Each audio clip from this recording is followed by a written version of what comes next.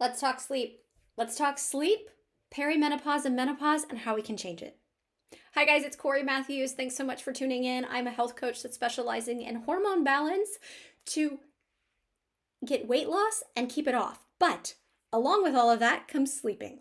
Let's face it, it makes it really, really hard to sleep if you've got all these hormone issues going on. It also makes it really hard to lose weight if you've got all these hormone issues going on. So, I want to talk about how we can find hormone balance to help with sleep issues in perimenopause and menopause. I'm going to do this a little bit different than a lot of the other experts that you hear from. So, I focus with my clients on how to find hormone balance primarily with their metabolism hormones.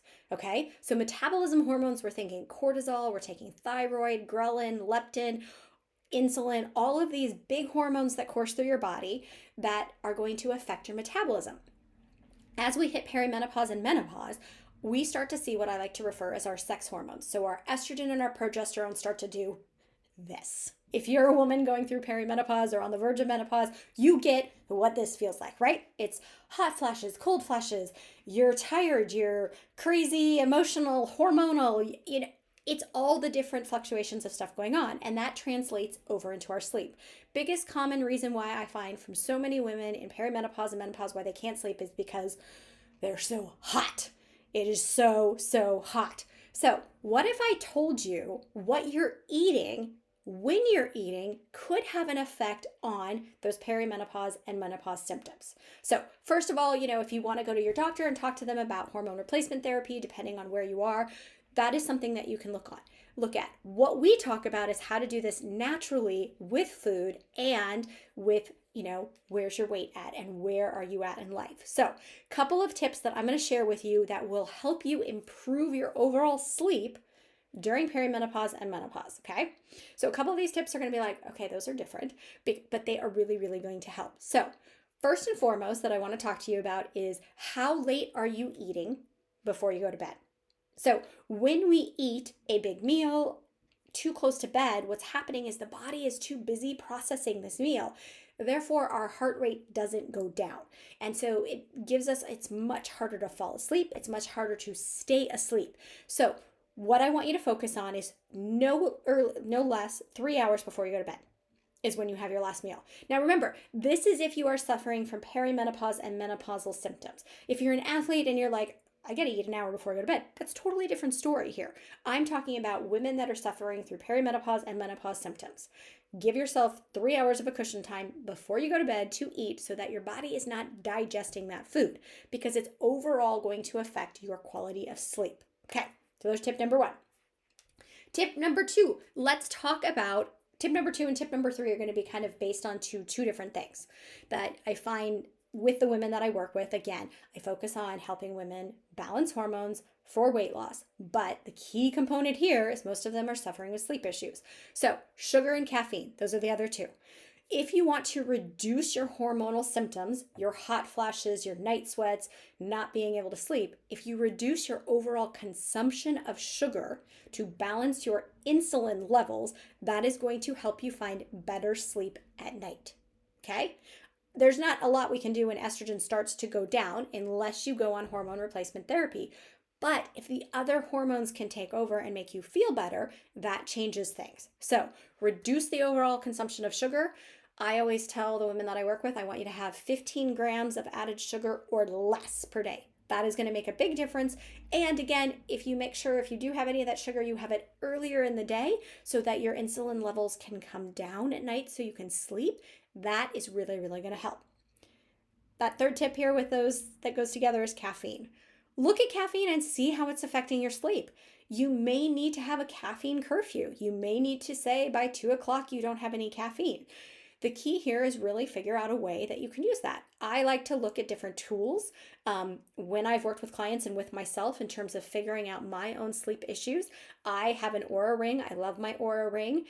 There's a lot of different mechanisms, technology that you can use to track your sleep, but it'll tell you about your REM sleep. It'll tell you about your deep sleep, your light sleep. It tells you about how often you're moving, what your heart rate volume is. So looking at all those key components, what I have found over the last 5 years, specifically working with women with hormone issues, is that if we have sugar too close to bed, and if we have caffeine too close to bed, you can see a direct impact on the overall quality of sleep.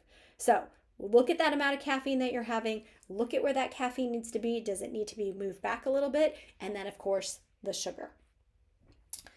Another one that we're talking about here, let's face it, if we're going through perimenopause and menopause, we're probably dealing with stress too, right?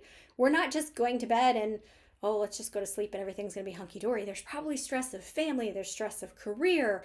There's lots of other things going on in your life. So reducing that overall stress is going to be key. So I really want you to find some sort of self-care for yourself. So whether that's if you can give yourself a meditation practice, if you can, focus on bringing down those stress levels, that is going to be a key component to helping you sleep. One really easy factor that I have is I keep a notebook by my bed. So that way, if I wake up in the middle of the night and I'm like, oh my gosh, I'm wide awake, and I'm thinking about the 5 things that have to be done the next day, I can really quickly write and jot all those down onto my little notebook. And then in the morning, I wake up and they're all there. I think too many times we wake up and we think we're not going to remember what it is that we need to remember. And so we start stressing out and we focus on it. Last one, I know you're going to say, how does this deal with perimenopause and menopause? I don't understand. This doesn't make sense. Get your phone out of your bedroom. Get that phone out of your bedroom. So hormones, we're talking about cortisol here for a second. If your stress hormones are really, really high, so cortisol can be elevated by too much caffeine, but cortisol can also be elevated by too much stress. The last thing you need to be doing before you go to bed, if you're already having sleep issues, is checking any emails or checking any text messages. Or so many times I hear women wake up in the middle of the night, and what do? If their phone is next to them, they pick up their phone and they look at their phone. Don't do that, because as we get older, it's going to be that much harder to fall asleep. So that blue light from the phone that wakes us up, it's going to be so much harder to fall asleep.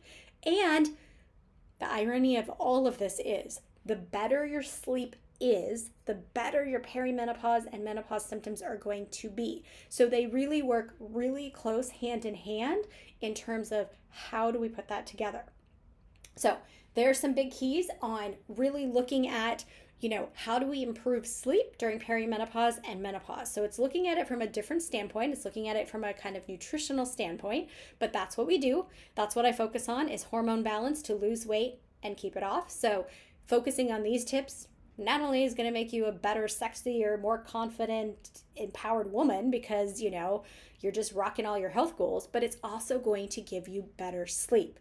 So big takeaways there are going to be: reduce the sugar, reduce the caffeine, get your phone out of your room, have a notebook next to your bed if you need to so that you can get to sleep a little bit easier. And of course, then before you go to bed, 3 hours before bed, get rid of all that food. Nothing to be digesting as we go. If you found these tips helpful to you, like and subscribe so that you get all the information that I share about hormone balance to lose weight and keep it off and feel amazing.